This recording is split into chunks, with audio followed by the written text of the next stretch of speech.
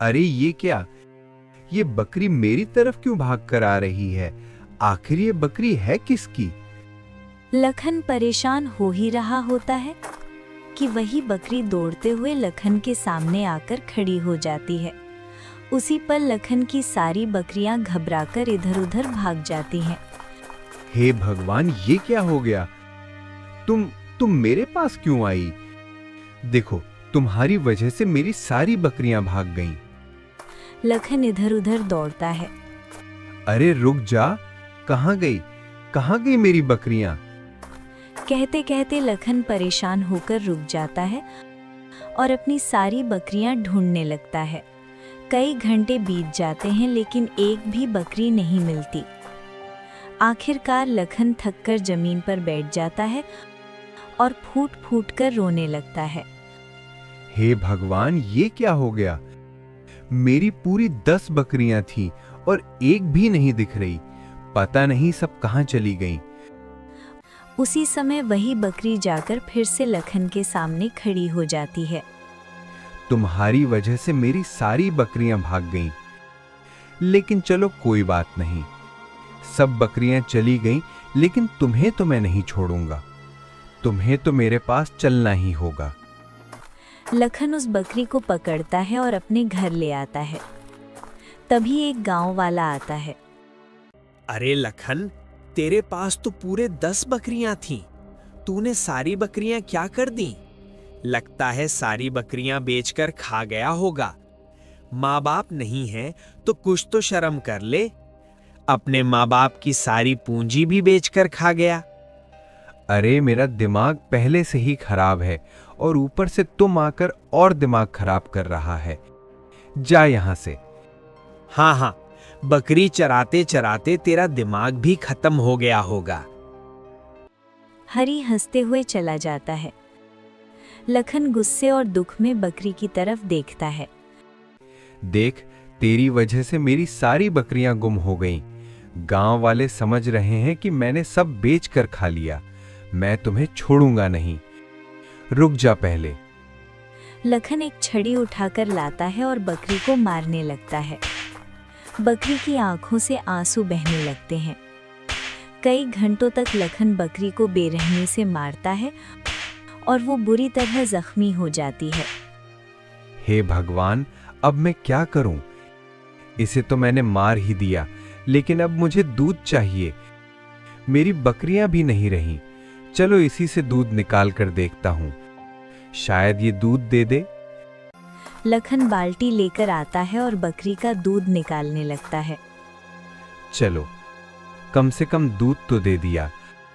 अगर दूध नहीं देती ना तो और खा लो ढेर देता। लखन दूध की बाल्टी लेकर घर में चला जाता है और उदास होकर बैठ जाता है। हे भगवान, एक बकरी से इतना कम दूध। मेरी 10 बकरियां रोज 5 बाल्टी दूध देती थीं। अब मैं क्या करूं? कहां से उतना दूध लाऊं? सब इसी की वजह से हुआ है। लखन फिर से बकरी को मारता है। मारकर जैसे ही वापस आकर बैठता है, तभी देखता है कि उसकी बाल्टी में रखा दूध सोने में बदल गया है। अरे, ये कैसे हो गया? साधारण दूध सोने का दूध कैसे बन गया? हे भगवान, ये कैसा चमत्कार है? लगता है मैंने इस बकरी को मारा और इसने दूध दिया, इसलिए ये सोना बन गया। ये बकरी कोई साधारण बकरी नहीं है। जितना मारूंगा ये उतना सोने का दूध देगी। अब तो मजा आ गया। रोज सोने का दूध निकालूंगा। ऐसे ही धीरे धीरे 2 दिन बीत जाते हैं। लखन रोज बकरी को मारता है और सोने का दूध निकालकर बाजार में बेचता है, जिससे उसे अच्छे खासे पैसे आने लगता है। 3-4 दिन बीतते बीतते बकरी धीरे धीरे बीमार पड़ने लगती है और एक दिन वो बेहोश होकर जमीन पर गिर जाती है। ये क्या हो गया? ये बकरी बेहोश होकर कैसे गिर गई? लगता है मैंने ज्यादा ही मार दिया। अब क्या करूं? जल्दी से इसे थोड़ा पानी पिलाता हूं, शायद होश में आ जाए। लखन जल्दी से पानी लाकर बकरी पर डालता है और थोड़ी देर में बकरी को होश आता है। मैंने तुम्हारे साथ बहुत ज्यादती कर दी। मुझे तुम्हारे साथ ऐसा नहीं करना चाहिए था। वैसे तुम कोई साधारण बकरी नहीं लगती हो। कोई साधारण बकरी भला सोने का दूध कैसे दे सकती है? जरूर तुम कोई जादुई बकरी हो और तुम्हारे साथ जरूर कुछ बहुत गलत हुआ है। मुझे माफ कर दो, मुझे समझना चाहिए था। मैंने तुम्हें इतनी बेरहमी से मारा। लखन उदास होकर जमीन पर बैठ जाता है। मैं कोई साधारण बकरी नहीं हूँ, मैं राजकुमारी चंद्रलेखा हूँ। ये क्या? तुम तो बोल सकती हो, और तुम राजकुमारी चंद्रलेखा? ये कैसे हो सकता है भला? कोई राजकुमारी बकरी के रूप में कैसे बदल सकती है? इसके लिए तुम्हें मेरी पूरी कहानी जाननी होगी।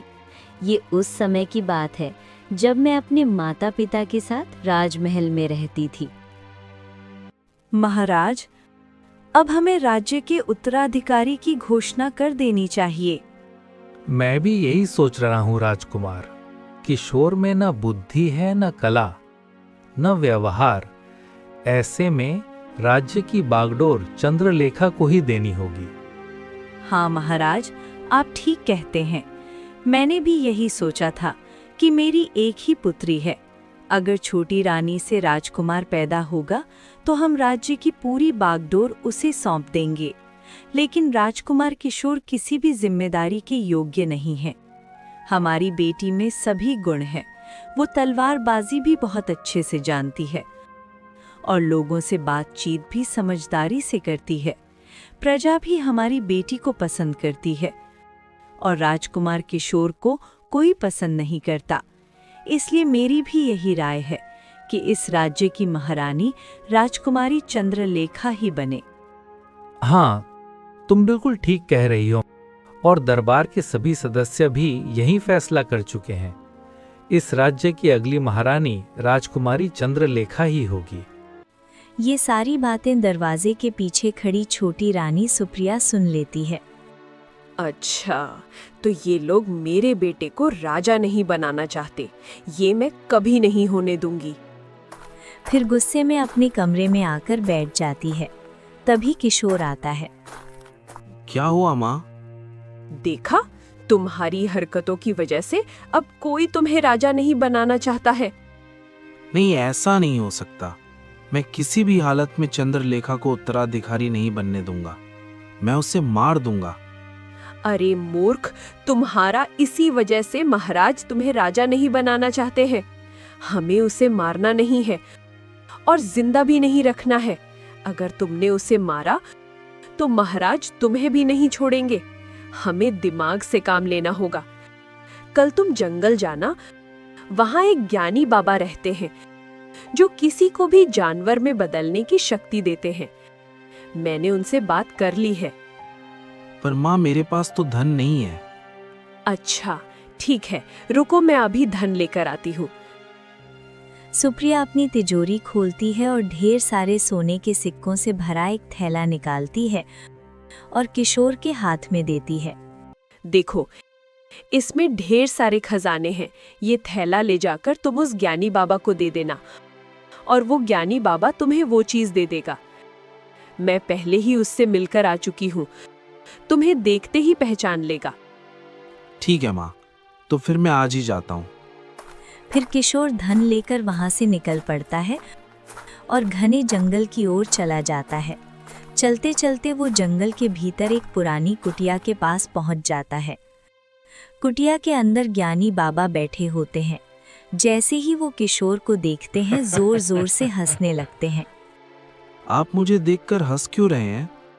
मुझे पता था तुम जरूर आओगे। तुम्हारी माँ ने कहा था। जल्दी बताओ, धन लाए हो या नहीं? हाँ, मैं वो धन तो ले आया हूँ, लेकिन मैं राजकुमारी को एक बकरी बनाना चाहता हूँ, क्योंकि बकरी को कोई पसंद नहीं करता है। और ऊपर से वो बकरी बन जाएगी तो इस राज्य की महारानी भी नहीं बन सकेगी। तुम बस मेरा मन चाहा धन दे दो। हाँ, ये लीजिए। ये थैला माँ ने आपको देने को कहा है। किशोर वो थैला ज्ञानी बाबा को दे देता है। इतना सारा धन, अब देखो मैं क्या करता हूँ। ज्ञानी बाबा जोर जोर से मंत्र पढ़ने लगते हैं और अपनी थैली से एक जड़ी बूटी निकालते हैं। ये जड़ी बूटी ले जाओ और बस इसे राजकुमारी को सूंघा देना। जैसे ही वो इसकी खुशबू सुनेगी, वो एक बकरी के रूप में बदल जाएगी, और जब तक तुम इस जड़ी बूटी का मंत्र नहीं पढ़ोगे, वो इंसानी रूप में वापस नहीं आ सकती, क्योंकि तुम ही उसे बकरी बनाओगे और तुम ही उसे फिर से इंसान बना सकते हो। क्या सच में? पर वो मंत्र कौन सा है? ज्ञानी बाबा किशोर के कान में मंत्र बोलते हैं। ये मंत्र जब तक तुम नहीं दोहराओगे, दुनिया की कोई भी ताकत उसे इंसान नहीं बना सकती है। चलो, फिर तो आपका बहुत बहुत धन्यवाद। अब मैं चलता हूँ। किशोर वो जड़ी बूटी लेकर वापस राजमहल आ जाता है। भैया, आप कहाँ गए थे? मैं कब से आपका इंतजार कर रही थी। हमें बगीचे में खेलना था। हमने बहुत सारे सैनिक और दासियां भी इकट्ठा कर ली थी। देखो, मैं बस जंगल गया था।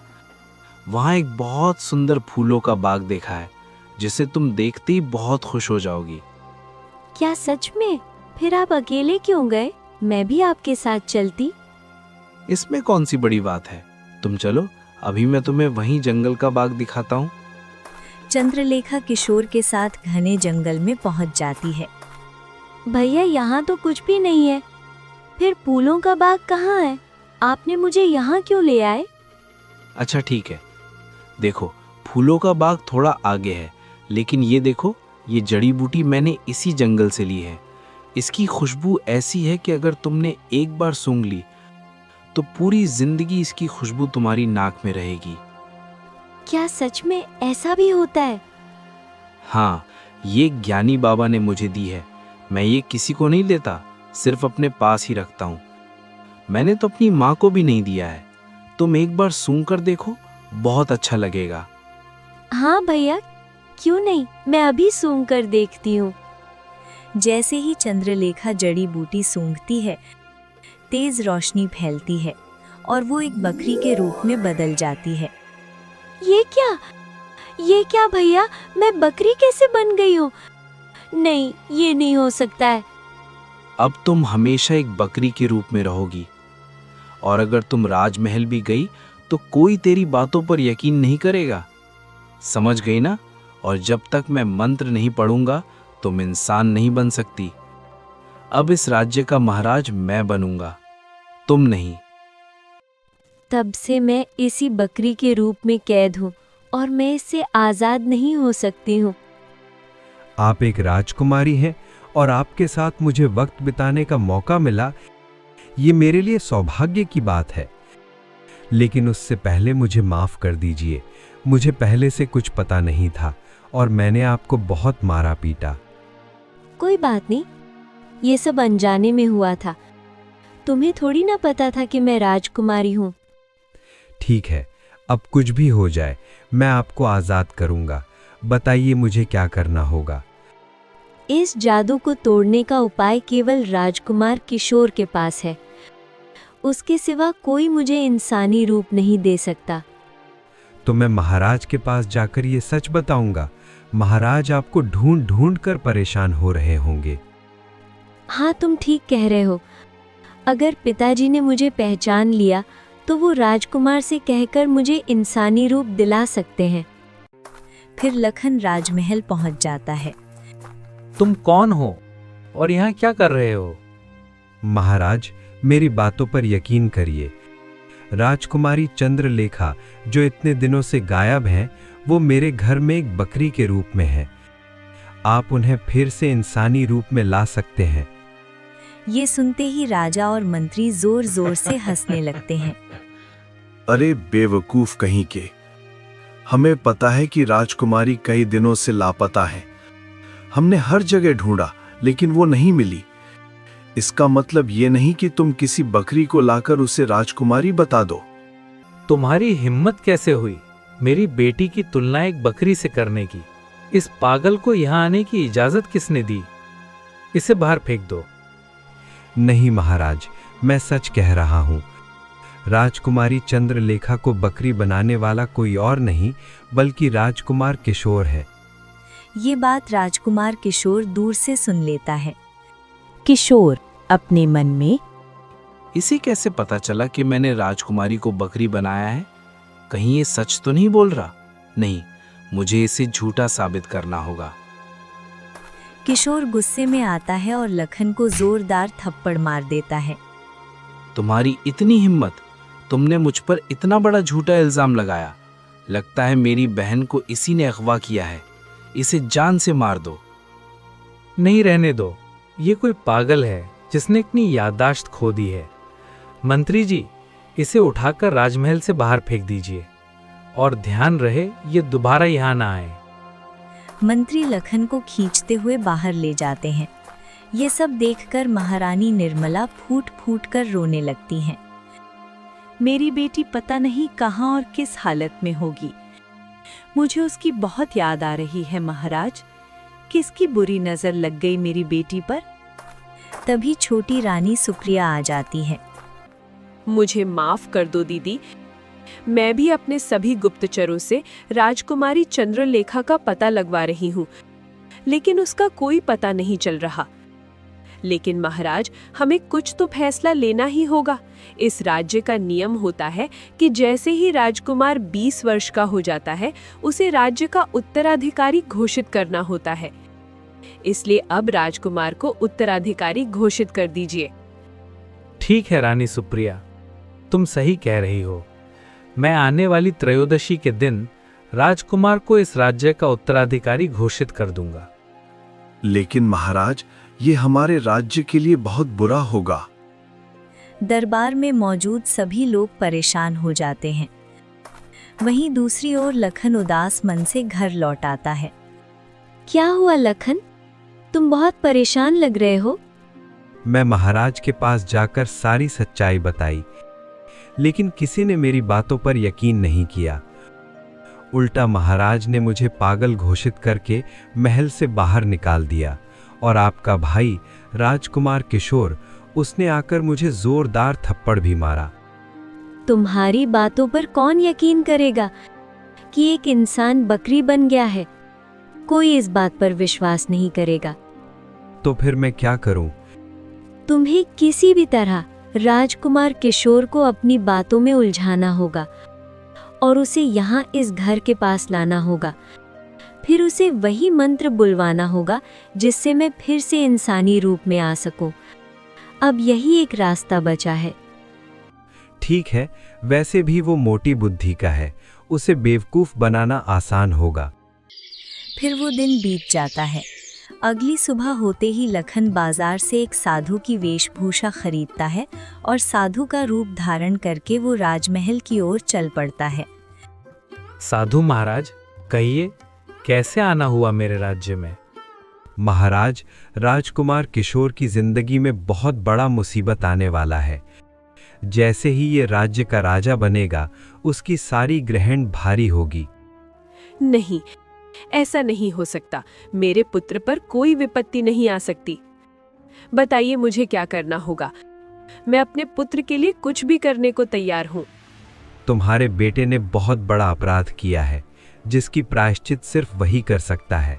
अगर उसने ऐसा नहीं किया तो। कैसा अपराध? कैसी प्रायश्चित? अरे ये क्या? ये साधु महाराज मेरे बेटी के बारे में कुछ ज्यादा ही जानते हैं। मुझे इसे किसी भी तरह अपने कक्ष में ले जाना होगा। अरे कुछ नहीं महाराज, ऐसे ही राजकुमार के बारे में। आप तो जानते हैं कि वो किसी से ढंग से बात नहीं करता। उसने एक बार किसी बूढ़ी औरत का बहुत अपमान कर दिया था। बस उसी के बारे में बोल रहे होंगे। साधु महाराज, आप मेरे साथ चलिए।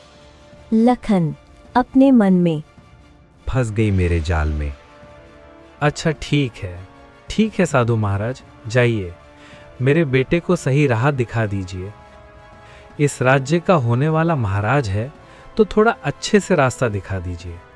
क्यों नहीं, भटके हुए को रास्ता दिखाता हूँ। महाराज और राजकुमार किशोर को भी मैं अच्छे से मार्ग दिखा दूंगा। फिर सुप्रिया लखन को लेकर अपने कक्ष में आ जाते हैं। देखिए साधु महाराज, मैं नहीं जानती कि आप मेरे बेटे के बारे में क्या क्या जानते हैं। तुम्हारा बेटा ने जितना भी अपराध किया है, मैं वो सब जानता हूँ। और अगर तुम अपने बेटे की भलाई चाहती हो तो अपने बेटे को कहो मेरे साथ रहकर 2 दिनों तक मेरी सेवा करे, क्योंकि मुझे इस वक्त एक शिष्य की जरूरत है और मेरा शिष्य दूसरे गांव गया हुआ है। ठीक है, मैं अपने बेटे को भेजने के लिए तैयार हूँ। तभी किशोर आ जाता है। माँ, क्या हो गया? आप साधु महाराज के साथ क्या कर रही हो? देखो बेटा, तुम्हें इस साधु महाराज के साथ जाकर 2 दिनों तक वक्त बिताना है और इनका शिष्य बनकर रहना है। नहीं, मैं नहीं जाऊंगा किसी साधु के साथ। देखो बेटा, तुम इस राज्य का होने वाला महाराज है, तो तुम्हें इतना करना ही पड़ेगा। ठीक है, चलो अब मेरे साथ। अच्छा ठीक है, मैं इस राज्य का महाराज बनने के लिए कुछ भी करने को तैयार हूँ। ठीक है, मैं आपके कहने पर जा रहा हूँ, लेकिन मेरे लिए बहुत अच्छा पोशाक बनवाना। राज्याभिषेक दिन में मैं वही पोशाक पहनूंगा। हाँ बेटा, क्यों नहीं। जब तक तुम 2 दिनों साधु महाराज के पास रहोगे, तब तक तुम्हें बुद्धि भी आ जाएगी और फिर तुम इस राज्य के महाराज बनोगे। तब तक मैं तुम्हारे लिए बहुत अच्छा पोशाक भी बनवा दूंगी। फिर लखन साधु बनकर राजकुमार को लेकर राजमहल से बाहर आ जाता है। तुम्हारे बारे में मैं सब कुछ जानता हूँ। तुम झूठ बोल रहे हो। तुम्हें कैसे पता कि मैंने क्या किया है? मैं ये भी जानता हूँ कि तुमने राजकुमारी चंद्रलेखा को एक बकरी के रूप में बनाया है और बाकी तुमने राजगद्दी पाने के लिए क्या क्या किया है। इसलिए मेरे साथ चुपचाप चलो और बाकी की कोई होशियारी मत करना। अरे आप तो सच में बहुत ही पहुंचे हुए साधु निकले। ये बात किसी को मत बताना। मैं आपका शिष्य बनकर आपकी सारी बातें मानूंगा। ठीक है, देखो अभी उतना वक्त नहीं है। हम कल से भिक्षा मांगने चलेंगे। तब तक तुम मेरी कुटिया में रहो, हम इसी कुटिया में रहेंगे। फिर लखन किशोर को लेकर अपनी झोपड़ी के बाहर बैठ जाता है और झोपड़ी के अंदर बकरी बनी राजकुमारी चंद्रलेखा ये दृश्य देखकर मन में कहती है, लखन कितना चतुर निकला। एक साधी बनकर राजकुमार को अपने यहाँ ले आया। अब बस किसी भी तरह वो मंत्र बुलवा दे, फिर मैं अपनी असली रूप में आ जाऊंगी। हम यहाँ क्यों आए हैं? ये तो किसी इंसान की झोपड़ी लग रही है। साधु की कुटिया तो ऐसा नहीं होता है। और वो शिष्य दूसरे गांव गया हुआ है, इसलिए मुझे तुम्हारी आवश्यकता पड़ी। चलो, आज हम यहीं रुकेंगे। चलो, बैठकर पहले कुछ बातें कर लेते हैं। अच्छा ठीक है। मैंने सुना है कि तुम्हारे पास बहुत ही ताकत और बुद्धि है, फिर भी तुमने अपनी बहन के साथ ऐसा क्यों किया? देखो, तुम्हें पता है कि मेरे पास सब कुछ है, लेकिन फिर भी मेरी सौतेली माँ मेरी बहन को इस राज्य की महारानी बनाना चाहती थी। इसलिए मैंने उसे बकरी बना दिया, उससे पीछा छुड़ा लिया। आखिर मुझ जैसे काबिल राजकुमार के होते हुए एक राजकुमारी राज्य की महारानी बने, ये तो नाइंसाफी है ना। हाँ, ये तो बहुत बुरी नाइंसाफी है। राजकुमार के होते हुए राजकुमारी कैसे रानी बन सकती है? वैसे तुमने उसे बकरी बना दिया, लेकिन वो कभी फिर इंसान बन पाएगी या नहीं? नहीं, वो कभी इंसान नहीं बन पाएगी जब तक मैं नहीं चाहूंगा। ऐसा क्या करोगे तुम जिससे वो फिर से इंसान बन सकती है? एक मंत्र है, वो मंत्र बोलते ही वो इंसान रूप में आ जाएगी। ठीक है, तो वो मंत्र जल्दी से बताओ। ऐसा भी क्या मंत्र है? मुझे नहीं पता वो मंत्र के बारे में।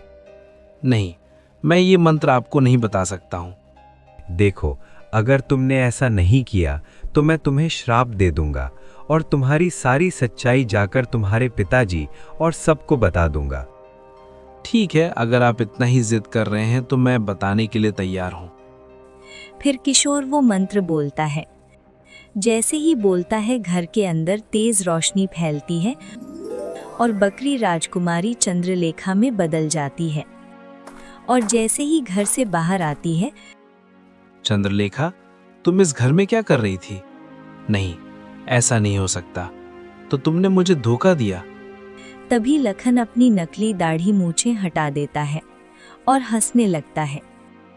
तुम साधु नहीं हो, यानी कि तुमने मुझे और मेरी माँ को मूर्ख बनाया। मैं तुम्हें जिंदा नहीं छोड़ूंगा। मैं इस राज्य का राजकुमार हूँ, तुम्हारा सर कलम करवा दूंगा। मैंने कभी नहीं सोचा था भैया कि आप मुझसे इतना घृणा करते थे और आपने मुझे बकरी बना दिया, लेकिन अब आपको इसकी सजा मिलेगी। लेकिन मैं तुम्हें जाने नहीं दूंगा, तुम्हें जिंदा नहीं छोड़ूंगा।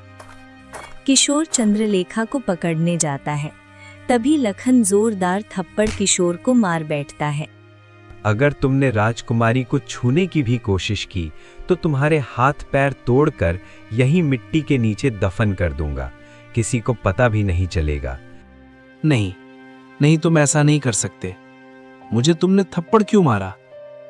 इतना कहकर किशोर रोने लगता है। लखन, अब इसे लेकर राजमहल चलो, पिताजी और माँ बहुत परेशान हो रहे होंगे। हाँ, क्यों नहीं, चलो चलते हैं। फिर लखन किशोर को पकड़कर और राजकुमारी चंद्रलेखा को लेकर राजमहल आ जाता है। चंद्रलेखा को देखते ही रानी निर्मला और महाराज दोनों भाग कर आते हैं। मेरी पुत्री, तुम कहाँ थी? मैं बहुत परेशान था इतने दिनों से। क्या हो गया बेटे, तुम कहाँ चली गई थी? हम दोनों को छोड़कर। माँ, पिताजी, मुझे माफ कर दीजिए। इतने दिनों तक मैं आपसे दूर रही, लेकिन मैं कोई इंसान रूप में नहीं थी।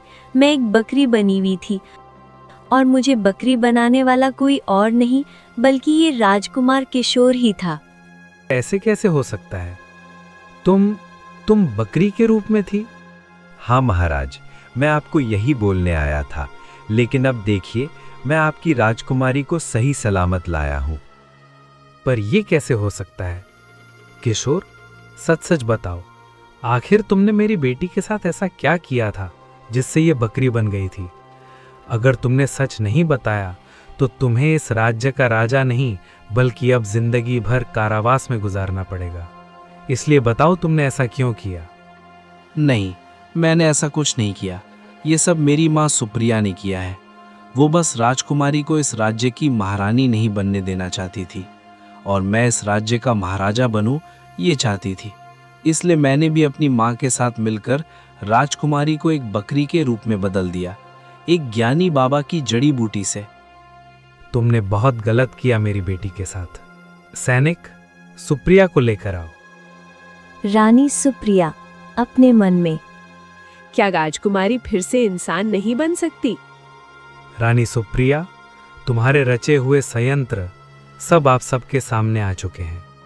तुमने बहुत घिनौना काम किया, अब तुम्हें इसकी कीमत चुकानी पड़ेगी। सैनिकों, ले जाओ राजकुमार किशोर को और महारानी सुप्रिया को भी, दोनों को ले जाकर काल कोठरी में बंद कर दो। नहीं, आप ऐसा नहीं कर सकते पिताजी। मैं आपका बेटा हूँ, इस राज्य का होने वाला राजा हूँ। आप ऐसा नहीं कर सकते हैं। नहीं, ऐसा नहीं हो सकता।